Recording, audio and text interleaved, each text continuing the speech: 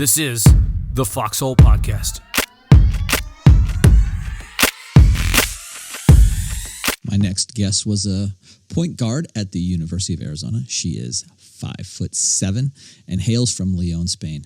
It was a tremendous pleasure to talk to her and get her perspective on how she transitioned from her national team and her regional team, leaving Spain and coming to the United States to play for a top-tier Division I school at the University of Arizona. Her insights aren't necessarily unique to her as a person, but I think you'll find to be consistent with elite-level performers, and that it requires a certain degree of effort and mindset and will to get from point A to point B. And she offers some unique perspectives in what got her there, how she addressed some of the challenges she had, and then just her experiences and enjoyment of and love of the game of basketball. I particularly enjoyed our conversation as it related to working with a coach, effort, execution, evaluation of her own performance, and what she did on a daily basis just to become better every time, to stand out from the crowd, what it took and what she invested and what she sacrificed to get there. So please join me in welcoming none other than Lucia Alonso. Lucia, thank you for joining me on the Foxhole Podcast. It really is my pleasure to have you here. And for context of our listeners and watchers here, if I appear a little bit slow and not with it, there was a mix-up on my part on time zones, and it is. I got up rather early, and to be clear, you're in. Why don't you tell everybody where you are right now? Well, first, thanks for having me. I'm really happy to be here. And right now I'm in Spain, in Leon. It's a small city in the north, and that's where I'm from. And after I was in Arizona, I moved back here. All right.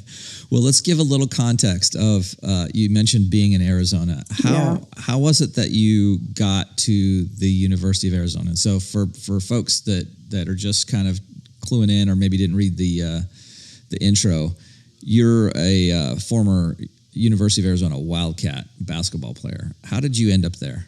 Yeah, I played basketball for, I don't know, maybe 10, 12 years before I went to Arizona, and I played for my national team since I was 12 till I was 20.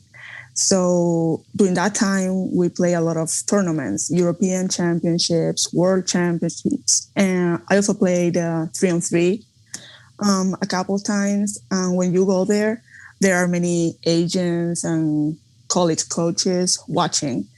Right. And once you are done with that, if they are interested in you, they call you and they make you an offer. Hey, do you want to come play for us with a full ride scholarship, and you get a degree at the same time? You'll be a student athlete.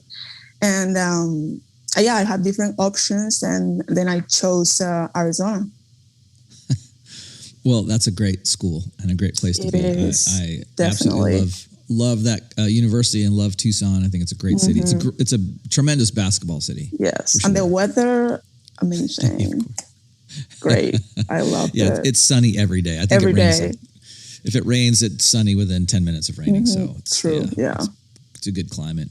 You said something that was interesting. I think will be helpful for young athletes too, as they think about the transition from maybe high school or post-high school into college basketball. Had you graduated what would be considered high school in Spain already when you... Yeah. Or how far along were you before you came to the U of A? I graduated in May, and then I was going to college in September. So I had that summer that I played with my national team, and then I was right into college. So someone saw you right at the end of your high school career, and picked you up. So it wasn't like you were playing European basketball or some other place for a year or two and then came to the University of Arizona. No, it was right after. Yeah. And the person who saw you, was that all they did? They just kind of cruised the European circuit looking for basketball players? Yeah, my high school coach, she knew a lot of people. She had a lot of contacts, and I think one of her friends knew about me and knew Adia Barnes, my coach in college. So they talk, and after that, I got the call. That's when. I see. That's how it happened. Okay. And let me, I want to pause your career right there, because there's a question that I wanted to ask you that takes us back a couple years. When, and I say a couple, I mean several. What is your first memory of basketball? Whoa. I think middle school. We used to have this men and it was like boys and girls. We played together, and I played with my neighbor.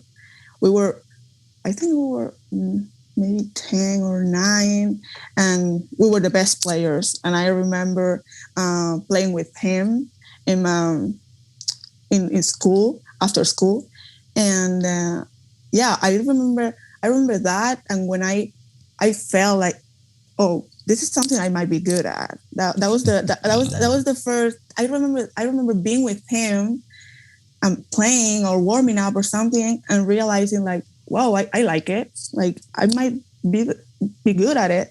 And I think that's it. After that, it's more games, practice, and all that. But that moment with him, it was like special, because I never got to play with him again, obviously. So that was cool. So middle school time period, this is kind of one of your first memories of basketball.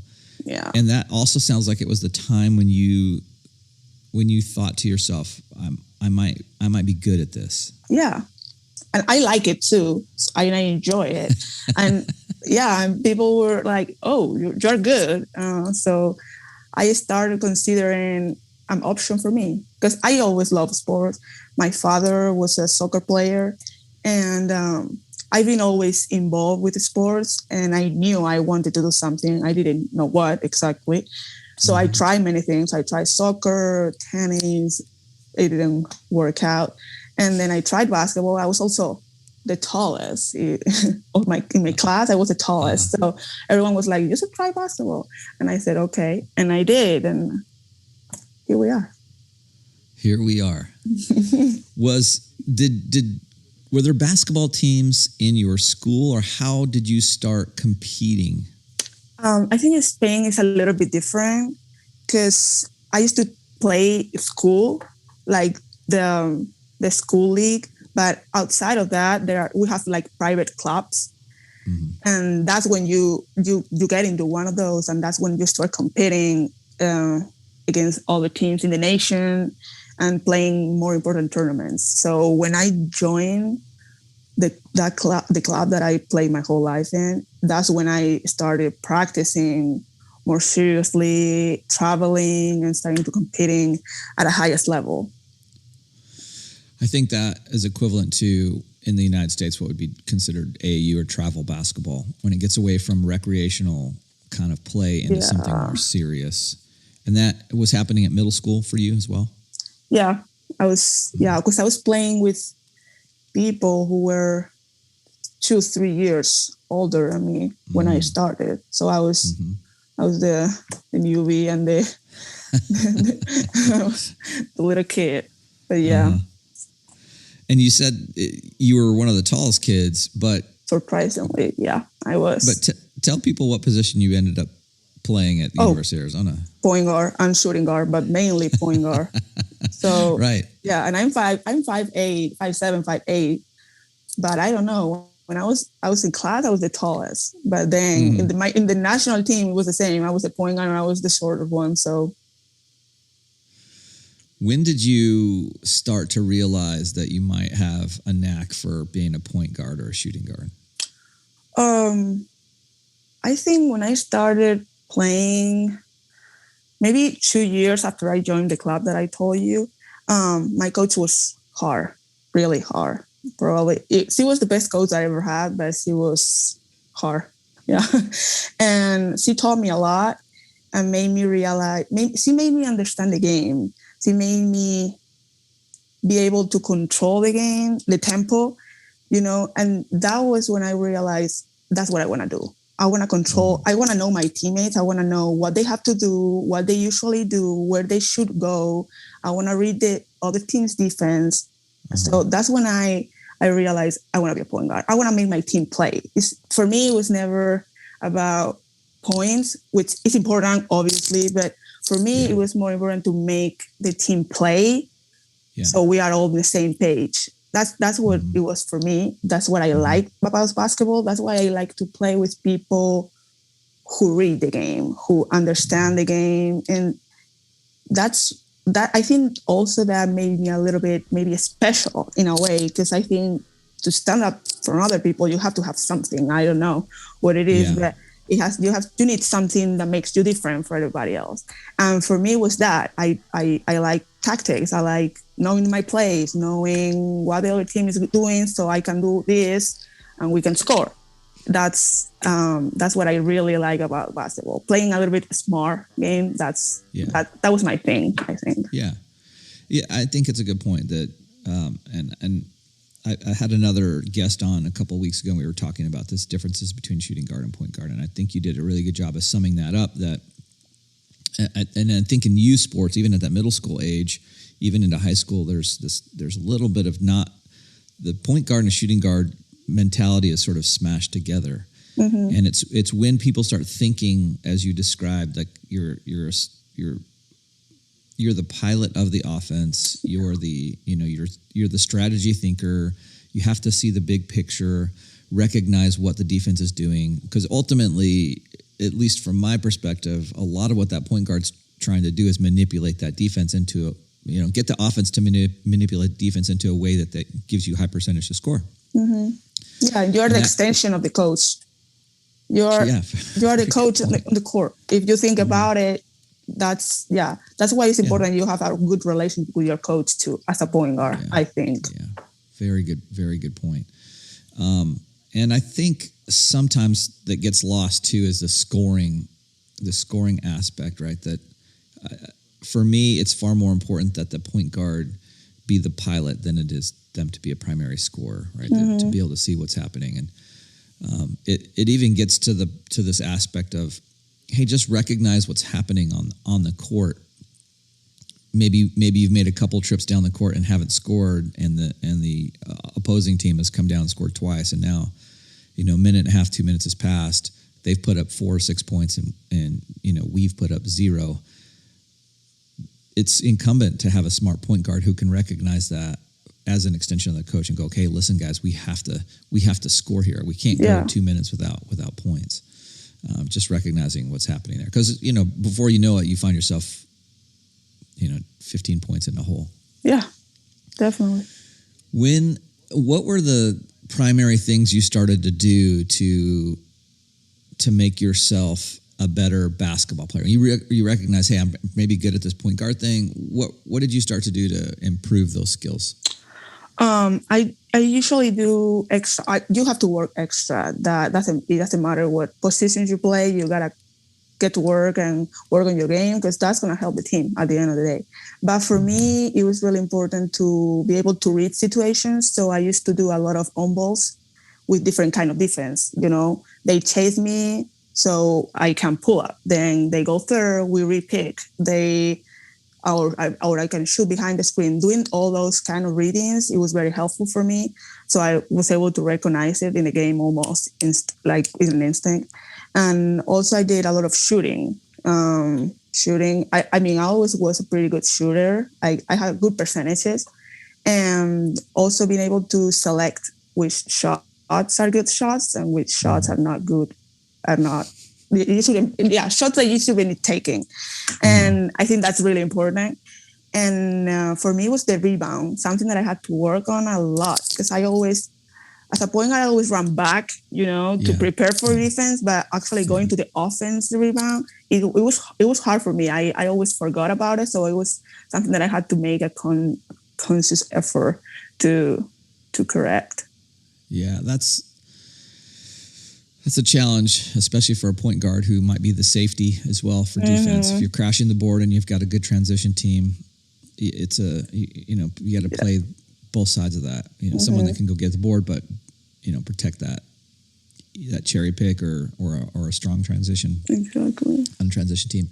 You said something that was interesting to me, and that was I was always practicing. How much were you when did you start doing these extra practices? You had your team practice with your club team. Mm-hmm. What were you doing in addition to that? Because I think this is something that gets lost in the mix too.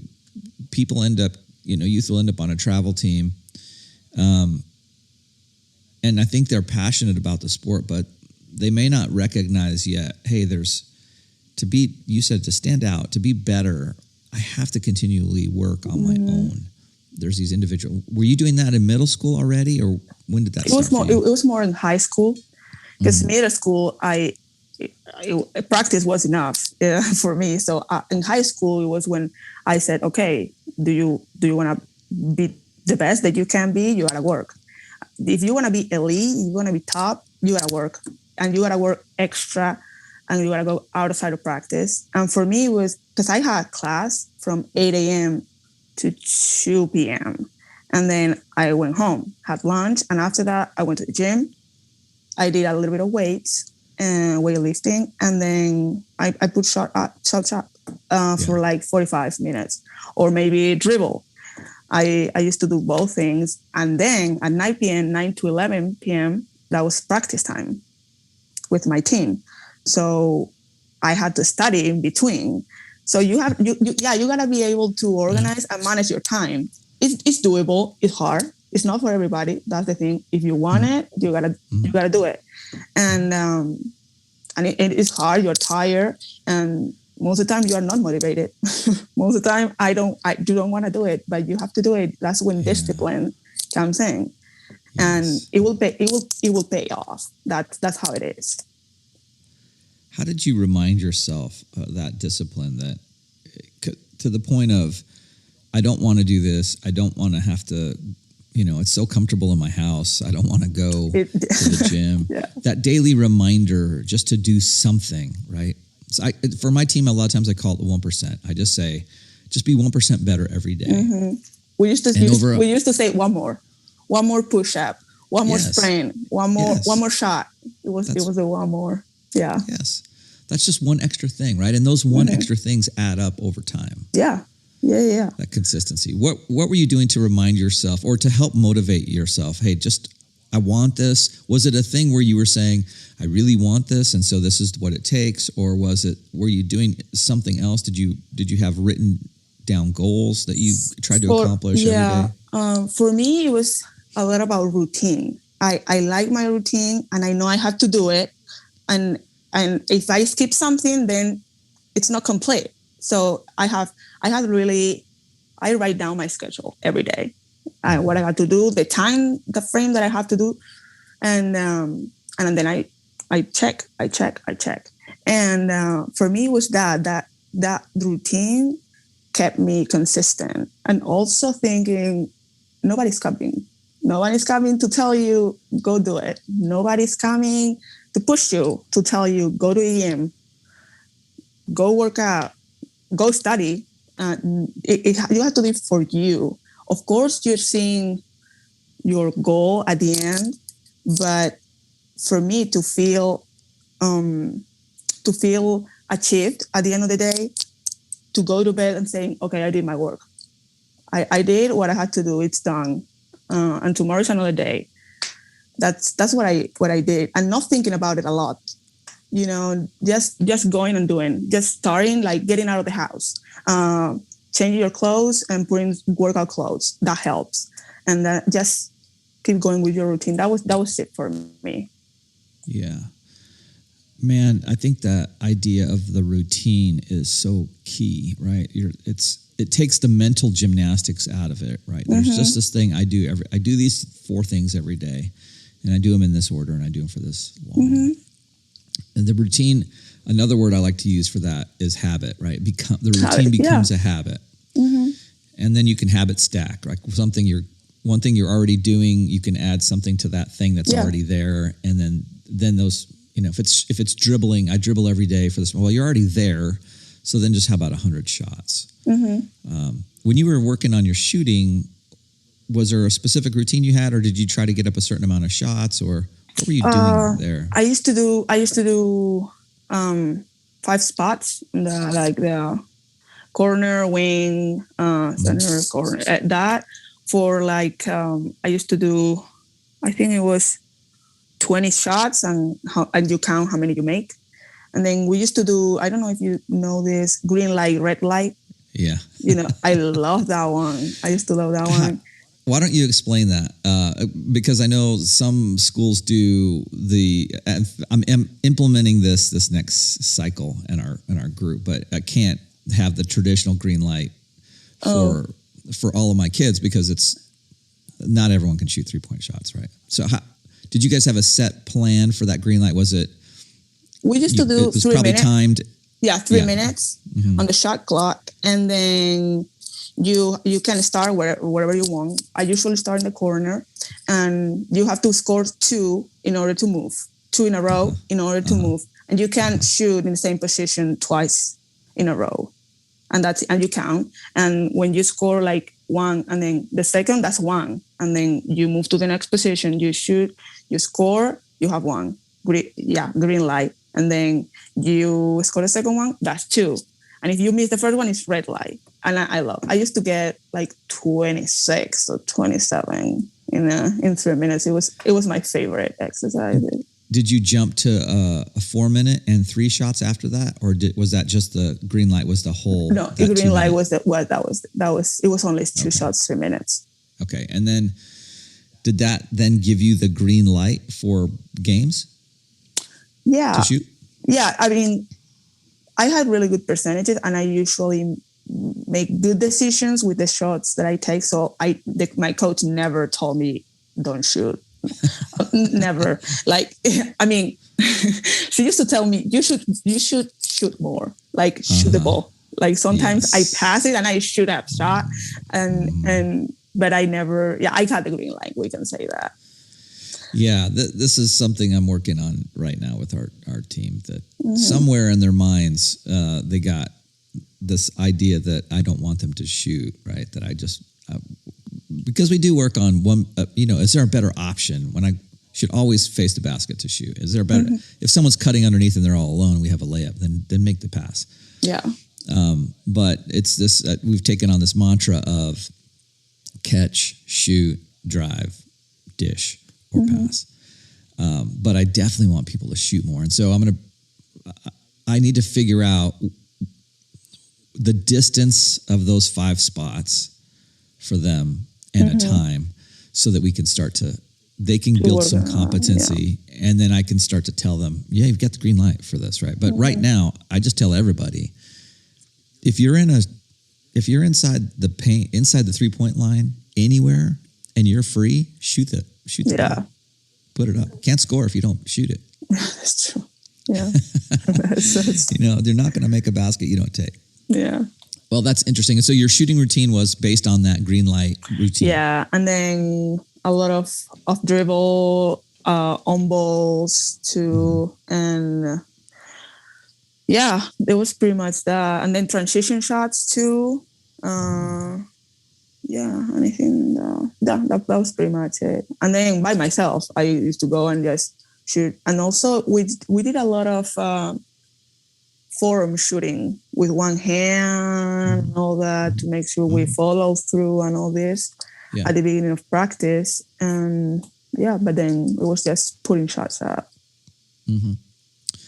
Yeah, we're going into a cycle pre-spring games, and so the next 5 weeks of our practice is 1/3 of the practice is shooting. So I've invested a lot of time into that and now's a good time to look at that form shooting. I think at younger ages, when kids start to shoot 3-pointers, they get that opposing thumb involved in the shot. Yeah.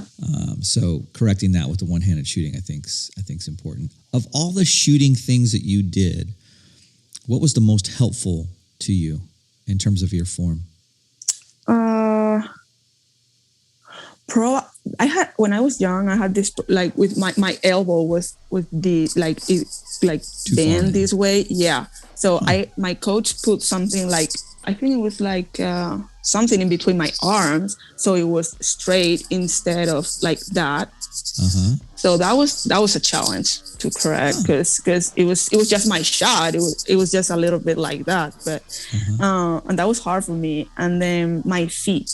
that was very important. When Do you I have this go on like the 1-2, the foot, like the foot that you pivot on, or if you go 1 instead of 1-2, that was also a little bit of a challenge for me, not to travel when I was in the US, because I got to travel like twice in a game. My first year, it was insane. The ref called travel on me probably two times a game. It was insane. In Europe, I never got that. Didn't get that call. It's Never. interesting. It's the difference between styles of basketball too. I think there's differences definitely. there. So explain to most of my team knows what this is, but for those who aren't playing on my team, explain to them what you refer to as a 1-2.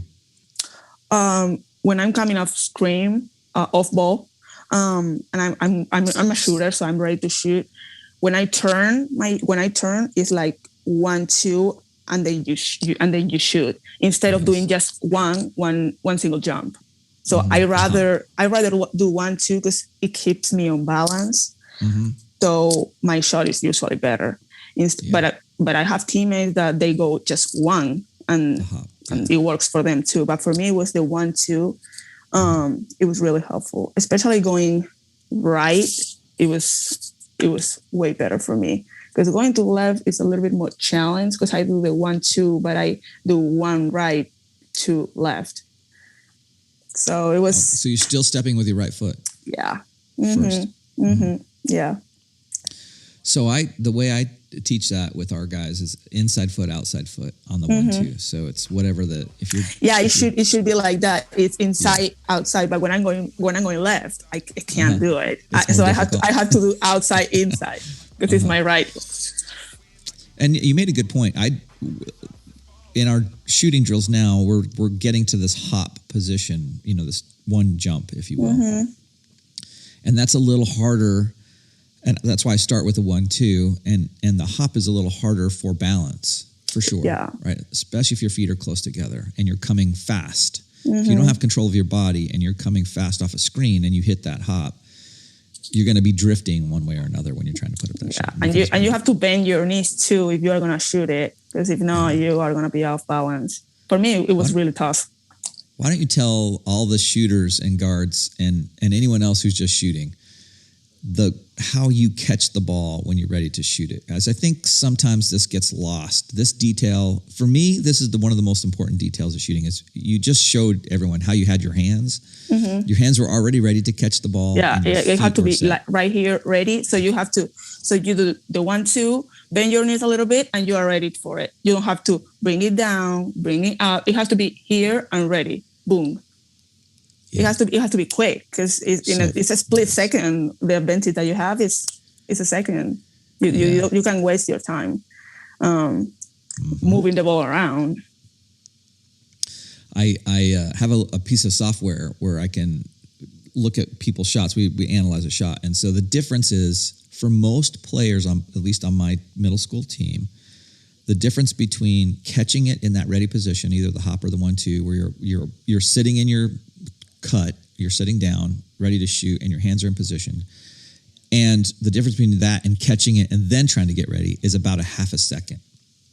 It's like 0.4 to 0.6 seconds. And that half a second, when you see a defender closing out, is the difference between getting a really clean look at the basket and then someone having their hand in your face. Yeah, definitely. Which is far more difficult to shoot when someone's hand's in your face. Yeah. Did you work on specific drills, or when you were shooting, how did you start to make that sitting in your shot or getting ready with your hands already in position? Were you intentional about drills that did that? And how did you get that so that it became automatic and you didn't have to think about it? Yeah, our coaches used to tell us all the time, be ready, call for the ball. When you want it, you say ball. When when your feet are ready, that's when you call for the ball, you are ready, and then you shoot it. But they made a lot of effort to teaching us that, because it's crucial. It's the difference between winning and losing. In a basketball, those details, that execution, is what makes you win or lose. Yeah. It's the details, isn't it? It is. It is 100%. So I'm wondering if you might comment on something. It is an interesting concept. Sometimes when we go to tournaments, we'll see teams that just, what they'll do is they'll get like 5 or 6 really great basketball players, and they'll throw them on a team and just say, go play basketball. There's no game plan, right? They're using athleticism to try to win. Mm-hmm. And then we've played teams that are maybe not the most athletically gifted kids, but they execute. They've got a game plan, and they've got an offense and a defensive strategy, and everyone has buy-in to that offense or defense, and then they execute that well. We've lost to both types. I'm wondering if you might comment on the value of maybe just playing basketball, and then the value of having game plan, and then at a higher level, what is it? I think that's also lost on some younger kids as they're coming up. That like, do I really need to know an offense, or can I just rely on my athleticism? I think to win a game, it's very important to have a plan, because this something that you work on, something that you trust. It may not work, but you have worked on it, you have studied the game, and that's what you're going to do, and you're going to stick with it. Also, if you are athletic, that'll help you. But relating just on that, I mean, I don't know if I will feel comfortable in a team just doing that, relating in someone's ability to jump or to score, because everybody has a bad day. Someone can get injured, but if you have a plan, another player can replace that player, can do the same work, because you have a plan, you know what you have to do, and your whole team knows. So someone can step up if something bad happens to other person. So that's why I think having a plan is important. And on a higher level, there's a lot of scouting. Everyone is watching your games. Everyone knows what you do. Everybody knows that you should be behind the screen, or that you go right every single time. They're going to study that. And you have to have a plan to respond to their defense. So if you don't have it, you can be very athletic, but if they play good defense on you, you're not gonna score. Right. And so that's the importance of having a game plan. Yeah. I loved, as you said, if someone got injured, then someone else can step in that spot. If your athlete who can double dunk or whatever is injured, someone else can step up into that position. Yeah, because I can run a play, and my teammate can run a play, but I can't jump as high as the other person, because I'm not that athletic. So you can replace that, but you can replace someone doing the job that someone else was going to do. Yeah. You said something very interesting there. You said, I'm not that athletic. And I'm wondering if you would maybe expand on how hard work can sort of overcome raw talent in your mind. Yeah, I think definitely to be special, to have that thing that you see in amazing players, like famous players, you have to have something. Call it talent, call it, I don't know. But if you don't work, you're going nowhere. It doesn't matter if you have it doesn't matter. And I think also your work ethic says a lot about you as a player in and outside the court. And in a team, it's very important to have players accepting their roles. Not everybody can be the star in the team, but everyone is important in that team. Not everyone is going to score 20 every single night, but maybe someone is doing the defense or getting the rebounds, and maybe they don't get recognition for that. But what they do is it's as important as the work that the scorer does. Yeah. And being able to accept that I think that's what makes a championship team. Because you can't have a team full of stars and amazing players, because it's not going to work, because everyone wants to be the best, and that's not possible. So being able to accept your role, being able to accept what you're good at, and maybe what you are not as good at. I mean, I wasn't an athlete. I'm sorry. I wasn't the fastest. I wasn't the tallest. I didn't jump the highest, but I brought something different to the table, something that nobody else brought. And my coach played me. And I knew that I was a point guard. many games I didn't score any points, and I was okay with that. But I know I helped my team in other different ways. So I think that's really important to have that kind of culture in a team. It's very important to be successful. Yeah, that idea of knowing what your role is really critical.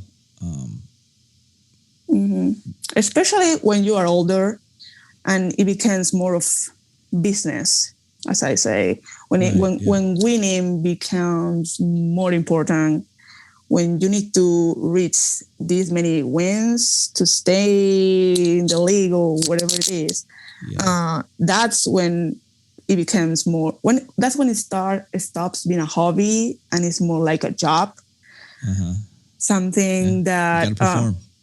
And you realize that maybe you are not as important. Maybe it's not about you. It was never about you. It's about the team, and you need to do what the team needs you to do, know what you want to do. So but your players are really young. So that's in the future. Yeah, I think it's important to start understanding this stuff. So one of the reasons that I started coaching was I could see this from being a player to a coach is there's this almost monetization at times of kids, and then kids and families aren't aware of all these things that come. So what I mean monetization is there's clubs out there that will what they sell to a family. Hey, if you come and pay $3,000 a quarter and play on our team, we're going to travel around, and you're sort of front loading your scholarship. So if you pay us $3,000 a quarter now, we're going to go win a bunch of games. And then your kid will get looks from colleges, and so they'll get a full ride scholarship. Getting that full ride scholarship isn't a guarantee. Less than 0.5% of the kids who are trying to get into a D1 school get there. It's a very small amount. But if you're unaware of this as a parent, you think, well, we can invest this now, and they'll get to winning teams and winning games, and what gets lost in that is knowing your role, understanding who you are, hard work, all these other things get lost in that mix. So I think it's important for them to hear from someone like you, these are the things that I did, and this is the process I went through, and then start to understand the business side of basketball. Because at the time you get to college, it really is a business. It's a business, right? Because the college is trying to keep butts in seats at games, and that's generating money for the university. Exactly. It's a business, right? And at some point, if you can't balance the fun part of basketball, the enjoyment part of it, with the business side of it, it's going to become it won't become fun. It'll be like a job that you hate to go to. Exactly. Right? Yeah. No one wants that. So let me ask you a question: If you were a scout for a university and you showed up at some high school games, or maybe I'll say some high school games, what would you be looking for in an athlete? I will be looking for, as I said, I really like someone who understands the game, not someone who gets to the offense side and just pull up a shot with 20 seconds on the shot clock. That I wouldn't want that. I want someone who's able to play with other teammates. I also want someone who is coachable, which is really important, especially in college. You have to listen. You have to listen to your coach, because unless you are making every single shot, unless you are doing everything perfectly, you need to listen, because they know more than you do, and they are doing it for you because they want you to get better so the team can get better. Also, be a great teammate. Celebrate each other. Be happy when your teammate has a great game. Don't think about what you did wrong or how many points you scored. Be happy for them. That's a healthy culture. That's how a successful team looks like. And also work ethic. I would want someone to work, someone to care enough to put the work, and someone who comes to practice and competes every single day. You can have a bad day. Everyone has a bad day, but your attitude and how you respond to struggle, that shows a lot of character, and that's the kind of player that I think every single coach would want to have. Yeah, man, that's so insightful. Coach Mosher, who coaches at he was at Loyola, now he's at Oklahoma. He had said he sent a video message to the team, and he said when he's looking for these things like, do you hustle on and off the court when you get subbed in? So a lot of what he was getting at was this attitude, right? Mm-hmm. And behavior. And I think that for middle school boys and even high school boys, this is something hard to overcome. It's this idea that if I make a shot and it's an air ball, how do I respond to that? Or I'm trying to push the ball up the court and I turn it over, or I make a bad pass. The response to that, what I'm trying to coach is those things are going to happen. Yeah, definitely. How you respond is what's important. Like, go get the ball back, go get back in the fight. That to me, that's the most important value you can have, not as an athlete, but as a person, right? Because you're going to get knocked down in life. Yeah. For sure, something's going to happen. We've all been knocked down. I've been knocked down more times than I can count. Mm-hmm. It's that ability to get back up and get back in the fight versus, in a basketball setting, slumping your shoulders. I've seen this happen a bunch of times. It goes something like this. Athlete dribbles down the court, makes an unwise pass, it gets stolen. They slump their shoulders, they come jogging back, they score. And then the next thing you know, the ball hits their hands, and because they're still focused on the last error they did, they make another error. Mm-hmm. You're definitely coming out of the game at that point. Yeah, exactly. If that's happening to you, and if you do that, you're coming out, right? And coach is going to be thinking, and so I try to tell these boys and athletes, these younger ones, you're always like in a tryout. You're always being evaluated as a coach, and when you're on the bench and coach is he needs to sub someone in, he or she is thinking to themselves, is this who can handle this pressure, or who's going to go in there with a positive attitude, who's going to go in there and fight? And I'm personally more inclined to put someone in who's going to get in and fight no matter what happens, whether they're the best shooter, the most skilled athlete, whatever, right? You just want, especially if you're down, you're trying to scrap back in it. Definitely. I wonder if you might comment on that idea a little bit, this notion of just putting the past thing behind you and staying in the fight, and how important that is. It's not easy to do, because when for example, if you take a shot and you airball, and the next one you miss, it's hard to think it's in the past. The next shot is not going to be conditioned by my past mistakes. It's really hard, and you have to be mentally tough to do that. And but I think it's what you need to do, because if you airball, that's fine. Nobody's going to take you out of the game because you airball. No, right. I mean, I think no coach will do that. But if you play great defense, then we can forget about that. You need to play good defense then, and hustle for every single ball. And maybe it's not your shooting day. Do other things. Help the team in any other way. Play great defense, rebound, set great screens for your teammates. There's a lot of things that you can do to help your team that are not related to score. And yeah, you're gonna make mistakes. Of course, you're gonna make mistakes, but you have to be able to reset and think next play. And it's hard to do, because obviously it's in the back of your mind the whole game. But you need to think next game, next play, next game, next practice, everything like that. If you don't think like that, you will overthink. And it's like that mistake is going to haunt you all day. 100%.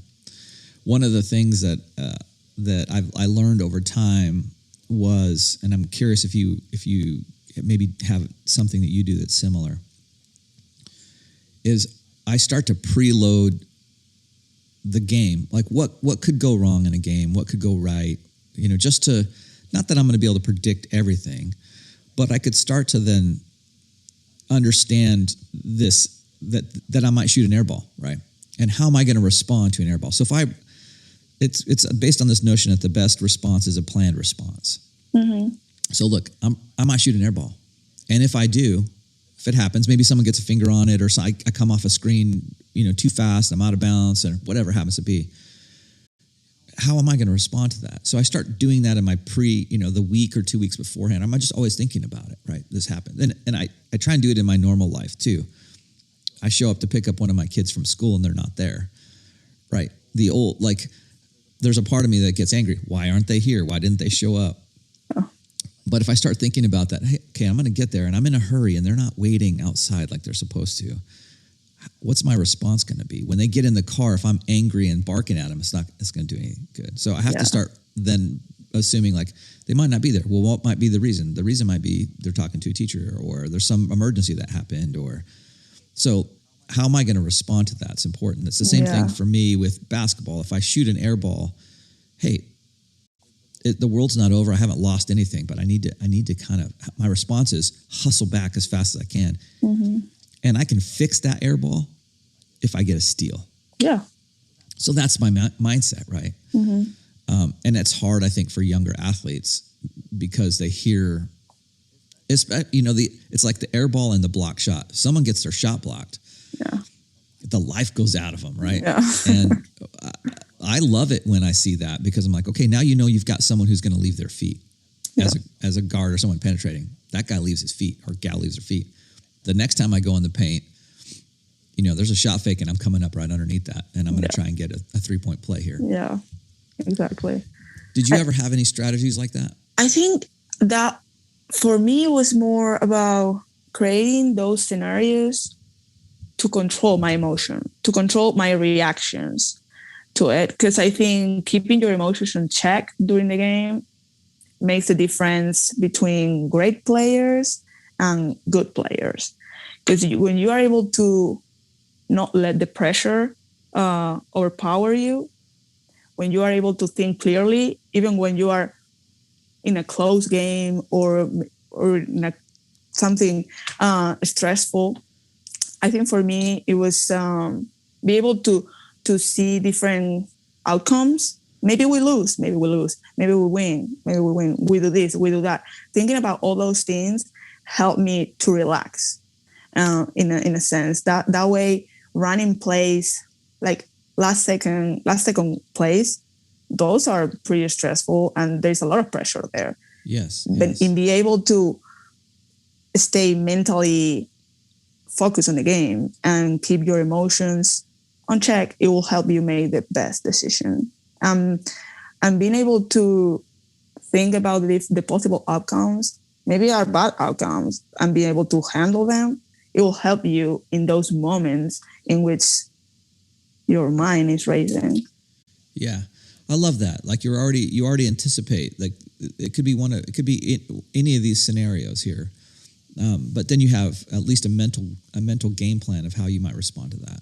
Mm-hmm. You said a word earlier I wanted you to expand on. You said the word execute, and at least in the teams that I work with and the players I work with, even outside my team, we always try to adopt this mantra of execution and effort, and those are the two most important foundational things, at least in where I'm at with these boys. I wonder if you'd maybe expand a little bit more on this idea of execution and what that means for you. For me, execution was a lot, especially in college, we had a ton of plays, offensive, defensive, inbound, many plays. And for me, it was important that everybody knew the plays. It's important that you know every single play, every position, because in the game, doing the play right, running it how it's supposed to be, it makes the difference. It's you score or you don't. You win the game or you lose it. And that you have to be disciplined too. Maybe you want the play for you, and instead of going this screen, you go off this screen. No, you have to execute it, because that's what we talk about. That's the plan that we had. And that's why I think execution is very important. And also, but I also think that reading the game is important. So sometimes it's balance. It's balance between both of them. Because some plays that you run, maybe you have to pay attention to the defense and you have to do something different. That's reading the game. That's also good. but executing, I think for me, it gives me confidence, knowing that we have a plan, knowing that we have that. And if you execute that, we're going to be successful. Yes. 90% of the time. That I feel secure. I feel confident in that. So that's why I think execution is very important. And effort, as you say, effort is always non-negotiable. I love it. That's a non-negotiable. No, yeah, it's a non-negotiable. So on that point with effort, how I think this is a challenge at times for younger players. How do you take game-like intensity and bring that into a practice? You gotta compete because it's hard, right? If you're not practicing at that game-like speed, even as a defender going against your own teammate, then it's like you're playing a different sport when you show up at the game and everyone else is going like three gears faster than you were. That's true. For us, I think our coaches did a really good job, because practice, it was like war every day in practice, because they made everything a competition. Every single exercise that you can think about, it was a competition. Maybe they made 2 teams and we compete against each other, and the loser always had to run, and nobody wants to run. Punishment. Yeah, it wasn't like hard punishment, but it was something, maybe down and back, or something like that. But just that, it makes you I want to win, and then the intensity of the practice raises. It was practice was great, especially my last 2 years in college. Practice was very competitive, and that showed. Then on the court, that those 2 years we compete at really, really high level. So I think trying to make everything more competitive in practice, it will help, definitely. Yeah, I think that's a good point for coaches, right? That in order to bring game-like intensity into a practice, it's incumbent on the coaches to do some of that, to create game-like situations, and that is competition, right? Whatever it is, competition. Exactly. That's ultimately why everyone's there, because they were competing in some sort of athletic endeavor before, and now here they are. So recreating that, and I think at times when I'm teaching a new skill or a new offense or defense or press break or something, that I get as a coach stuck in the teaching, and I forget to have that competition, right? And then you can have a practice that ends up kind of flat, and that's a challenge as a coach. So I love that idea that is a. But I mean, I think having both things, because we used to have some practices that was more like about teaching. Yes. And new plays and showing how the presses or the 2-3 song works, and it was more flat. Obviously, I think having that balance is very, very important, because you need both at the end of the day. Yeah. All right. You got a degree in nutritional sciences. You have any nutritional sciences tips or pointers for young aspiring athletes? I just want to say that what you eat is really important. What you do outside the court, it reflects on your performance. Taking care of your body, resting, hydrate, eating, making better food choice. Is very important, and that's the main reason why I chose nutrition, because I realized how important it was for my body to feel right after practice, and. Many people don't pay attention to it. They don't think about it, but it's a huge factor, especially for athletes. I mean, for everybody, because it's very important. But for athletes, your performance is going to be affected.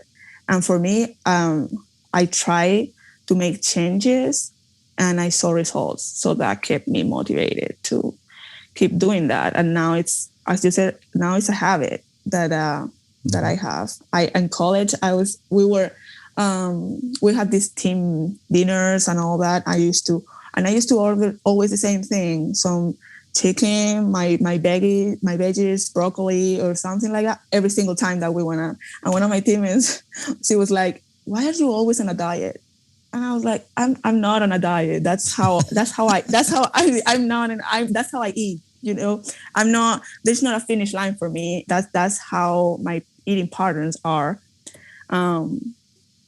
So that's why I chose that nutrition. Less refined foods. Yeah.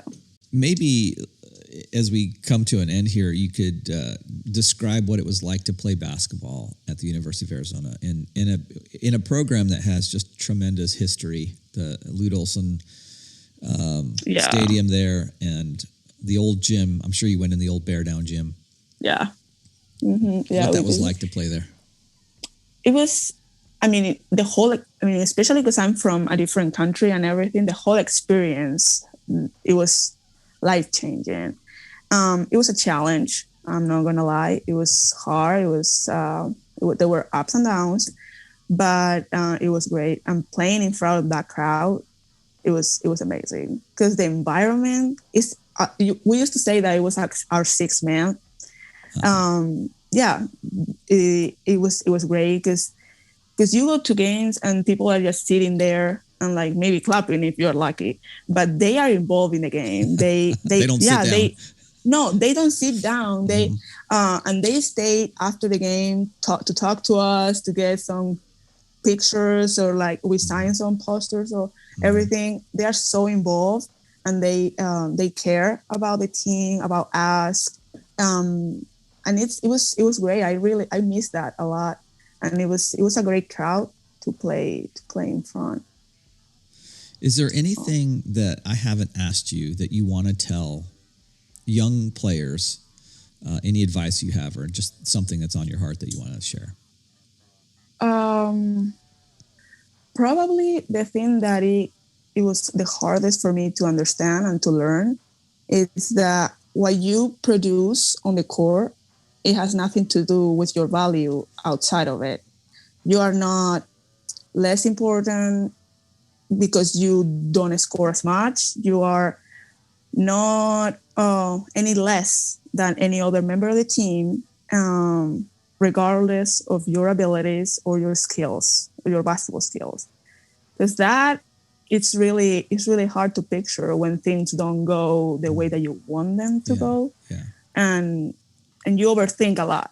And as you get into higher level, it's important to disconnect a little bit. When you go home, don't think about what you did wrong in practice. Leave that at the gym. Go home, disconnect, think about something else, and reset. Because if you overthink 24/7, you become obsessed, and that's not healthy either. So being able to separate a little bit both things, it was really helpful for me. But it was hard. It's really hard because I get home and I'm thinking, I did this, I did that. Or I rewatch the game and I should have done that. Or that was not a good pass, or that was not a good decision. And it's okay to watch your game and everything, to see your mistakes, but don't get obsessed. Yeah. I think you said something there that is so critical, that your basketball performance isn't tied to your,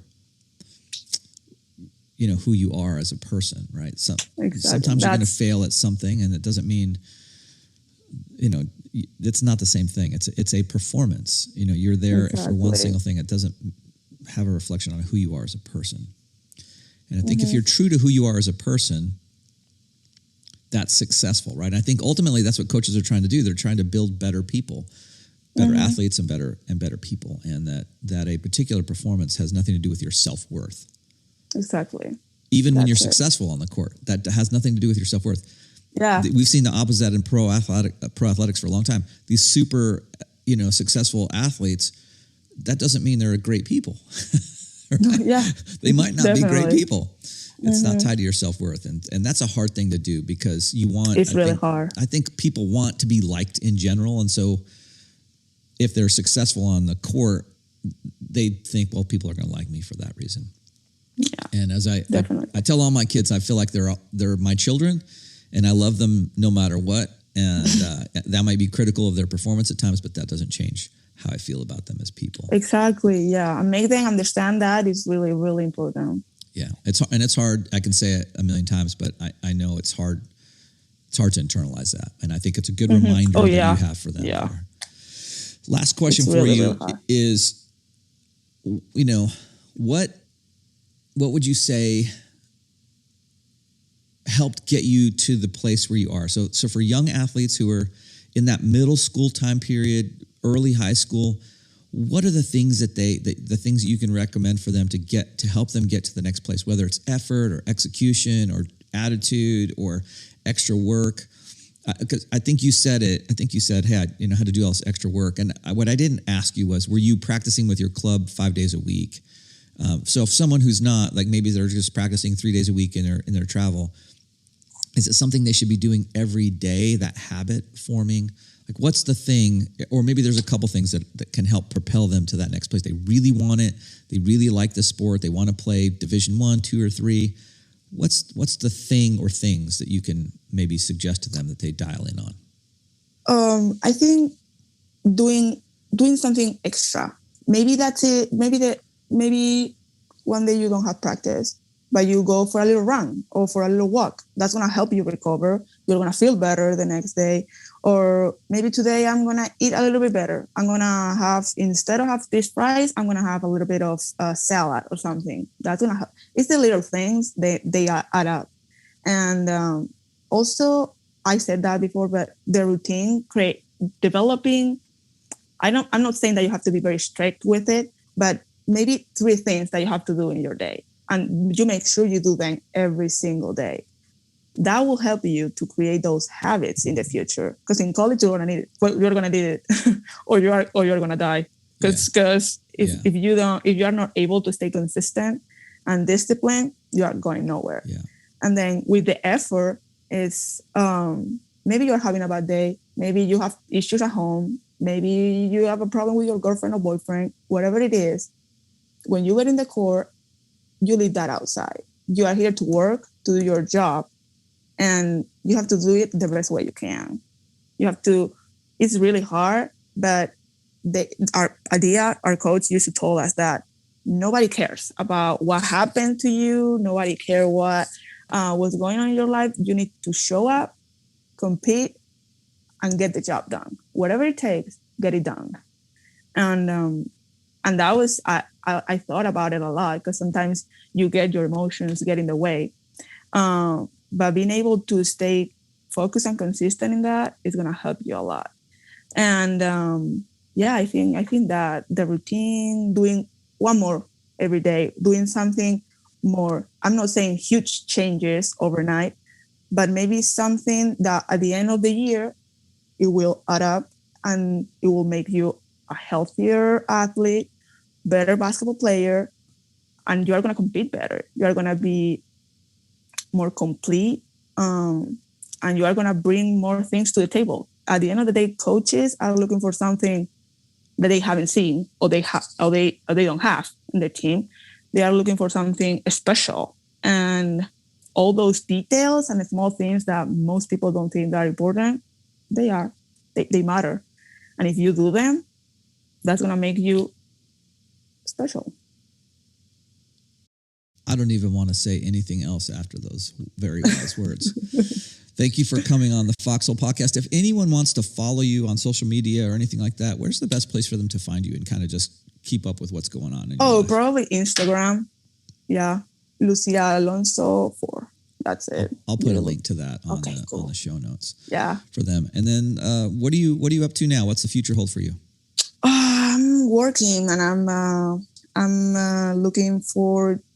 I'm working, but I'm studying to join the police department here. Oh, okay. Yeah. This is the Foxhole Podcast.